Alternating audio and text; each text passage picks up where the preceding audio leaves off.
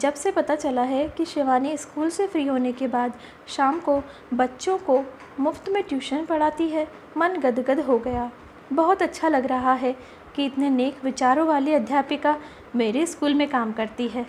लेकिन कहते हैं ना, अच्छे लोगों के साथ ही अक्सर ईश्वर अन्याय करता है। शिवानी बहुत ही प्यारी है, साथ ही अपने कार्य के प्रति समर्पित भी है। इसीलिए मन किया कि थोड़ी देर उससे बात करूं। तब पता चला कि वह भी मेरी तरह कच्ची उम्र में विधवा होने का दंश झेल रही है। केवल 25-26 साल की ही होगी। मन शिवानी के आसपास ही घूम रहा था। उसे देखकर आज अपने अतीत की हर एक याद ताज़ा हो गई। मैं रश्मि श्रीवास्तव इस समय अपने स्वयं का स्कूल संचालित करती हूँ। यह स्कूल मुझे केवल आर्थिक मजबूती ही प्रदान नहीं करता, बल्कि यह एक सपना है जो एक समय पर मैंने और अनिकेत ने देखा था। वह समय भी कितना हसीन था। मैं और अनिकेत कॉलेज के ज़माने से बहुत अच्छे दोस्त थे और ये दोस्ती कब प्यार में बदल गई हमें खुद को ही पता नहीं चला। लेकिन जब कॉलेज ख़त्म होने के बाद मिलना जुलना बंद हो गया, तब एक अलग ही तड़प महसूस होती थी। जब माँ बाबा ने मेरी शादी की बात चलाई, तब एहसास हुआ कि मैं किसी और के साथ तो बंध ही नहीं सकती। मैं तो केवल अनिकेत से प्यार करती हूँ। दूसरी तरफ यही हाल अनिकेत का भी था। एहसास तो उससे भी हो चुका था, लेकिन न जाने क्यों शब्द ज़ुबान पर नहीं आ रहे थे। और एक दिन अनिकेत मेरा हाथ मांगने अपने परिवार के साथ मेरे घर पर ही आ गए। बस फिर क्या था, दोनों परिवारों की रजामंदी से हम विवाह बंधन में बंध गए। अनिकेत सरकारी नौकरी के लिए कोशिश कर रहे थे और एक प्राइवेट फर्म के साथ काम कर रहे थे। शादी के 2 महीने बाद ही उनकी सरकारी नौकरी लग गई और हम दोनों एक नए शहर में अपनी गृहस्थी बसाने चल दिए। नया शहर, नए लोग, नया वातावरण, सब कुछ अलग था, लेकिन हम पति पत्नी एक दूसरे के साथ बहुत खुश थे। मैंने भी एक स्कूल में पढ़ाना शुरू कर दिया। पूरा समय वैसे भी मैं खाली ही रहती थी। 2 लोगों का आखिर काम ही कितना होता है। समय व्यतीत करने के लिए और अपने ज्ञान को और बढ़ाने के लिए मैंने ये कार्य शुरू किया। जीवन बहुत ही अच्छे तरीके से व्यतीत हो रहा था। मुझे अपने इस कार्य में बहुत आनंद आने लगा था। मन करता था कि सारा दिन यूं ही बच्चों के साथ हंसती खिलखिलाती रहूं, उन्हें पढ़ाऊं, समझाऊं और अच्छी अच्छी शिक्षा दूं। दिल में छिपी हुई ममता अब उभर कर आ रही थी और मुझे भी अब लगने लगा था कि मातृत्व सुख का आनंद ले उठाने का समय आ चुका है। लेकिन ईश्वर को कुछ और ही मंजूर था। चाह कर भी मैं गर्भ धारण नहीं कर पा रही थी। शुरुआत में कुछ समय इंतज़ार किया, फिर डॉक्टर को दिखाया, फिर दूसरे डॉक्टर को, तीसरे डॉक्टर को, और ये सिलसिला चलता ही रहा। शादी को 6 साल हो गए थे, लेकिन अब तक मुझे मातृत्व सुख की अनुभूति नहीं हो पाई थी। तब अनिकेत ने मुझसे कहा था, रश्मि, क्या ज़रूरी है हम अपने ही बच्चे को जन्म दें? एक बात बताओ, तुम आज तक न जाने कितने बच्चों को शिक्षा दे चुकी हो, उन्हें पढ़ाती हो। क्या वह तुम्हारे अपने बच्चे नहीं हैं? क्या तुम उनसे प्यार से बात नहीं करती, उन्हें प्रेम नहीं करती? करती हो ना। और बच्चों के साथ तुम्हें अच्छा भी लगता है, तो क्यों ना हम एक काम करें। कुछ जमा पूंजी हमारे पास है और थोड़ी और पूंजी का इंतज़ाम करके हम एक छोटा सा स्कूल खोलें, जहाँ पर बहुत सारे नन्हे मुन्ने बच्चे हमारे पास आएंगे, खेलेंगे, कूदेंगे, पढ़ेंगे, लिखेंगे और खूब सारी मस्ती करेंगे। और हो सकता है कि इन्हीं बच्चों के आशीर्वाद से एक दिन हमारी बगिया में भी फूल खिल जाए।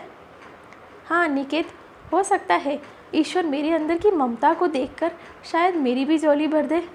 हम इस स्कूल को खोलने के लिए जल्द से जल्द प्रयास करेंगे। अब से मैं सारी सैलरी इस स्कूल के लिए ही जमा करूँगी। ठीक है, मेरा भी वादा रहा। हम दोनों मिलकर मेहनत करेंगे और स्कूल के सपने को मिलकर साकार करेंगे। बस फिर क्या था, हम दोनों को जीने का एक नया उद्देश्य मिल गया था। तिनका तिनका करके अपने स्कूल के लिए कभी पूंजी जमा करते तो कभी कोई नया सामान ले आते। कोशिश जारी थी अपने सपनों को पूरा करने की, लेकिन अचानक से कुछ ऐसा हो गया कि वह सपना बिखर गया। उस दिन बारिश बहुत तेज़ हो रही थी और अनिकेत ऑफिस से आने में लेट हो गए थे। मैं शाम की चाय के लिए उनका इंतज़ार कर रही थी, लेकिन जब 8 बजे तक वो नहीं आए तो मुझे घबराहट होने लगी। अब उस समय हर किसी के पास तो मोबाइल होता नहीं था, इसीलिए ऑफिस फ़ोन करके पता किया तो वह निकल चुके थे। मन हज़ारों आशंकाओं से घिर चुका था कि तभी फ़ोन आ गया। लेकिन अफसोस वह फ़ोन पुलिस स्टेशन से था और अनिकेत 3 घंटे पहले मुझे छोड़कर जा चुके थे। अगले दिन पोस्टमार्टम के बाद हमें अनिकेत का शरीर सौंप दिया गया। मैं निढाल हो चुकी थी, अपना सब कुछ खो चुकी थी। कभी अनिकेत को उठाने की कोशिश करती तो कभी अपने सिंदूर को ठीक करती, कभी अपनी चूड़ियाँ तोड़ती तो कभी दरवाजे पर जाकर अनिकेत को बुलाती, इस उम्मीद के साथ कि शायद वह लौट कर आ जाए। रोती, बिलखती और न जाने कितनी ही बार बेहोश हो जाती। अपनी सुध-बुध खो चुकी थी मैं। क्या हुआ, कैसे हुआ, अब आगे क्या होगा, यह सब कुछ बातें मेरी समझ से बाहर थी। मेरे लिए तो इस सत्य को स्वीकार करना ही मुश्किल हो रहा था कि अनिकेत अब जा चुके हैं। मैं अपने कमरे में अकेली सोने लगी थी। माँ और मम्मी जी दोनों ही मेरे पास आ जाती थी, लेकिन मैं कहती थी कि नहीं, आप मेरे अनिकेत की जगह पर मत सोइए, वो आएंगे, और इंतज़ार में आंसू बहाते हुए सो जाती थी। न जाने कितने दिनों तक ऐसा ही चलता रहा। मेरी स्थिति को समझकर माँ और मम्मी जी दोनों ने यह डिसाइड किया कि मुझे शहर में अकेले छोड़ना सही नहीं है। इसीलिए वह मुझसे अपने साथ चलने की जिद करने लगी। यह फैसला मुझ पर छोड़ दिया गया कि मैं अपने ससुराल जाती हूँ या मायके। लेकिन तभी मुझे याद आया कि मैं इस शहर को, इस घर को और इस सपने को छोड़कर कैसे जा सकती हूँ जो मैंने और अनिकेत ने साथ साथ देखा था। नहीं, मैं नहीं जाऊँगी यह शहर छोड़कर। मैं यहीं रहूँगी और हम दोनों का सपना पूरा करूँगी। वह सपना जो हम दोनों ने मिलकर देखा था, एक स्कूल खोलने का सपना। मम्मी जी ने मुझे बहुत समझाया। माँ तो मानो नाराज़ ही हो गई, लेकिन मैं अपने फ़ैसले पर अडिग थी। मैंने इसी शहर में रहकर अपने सपने को पूरा करने के लिए कोशिश शुरू कर दी।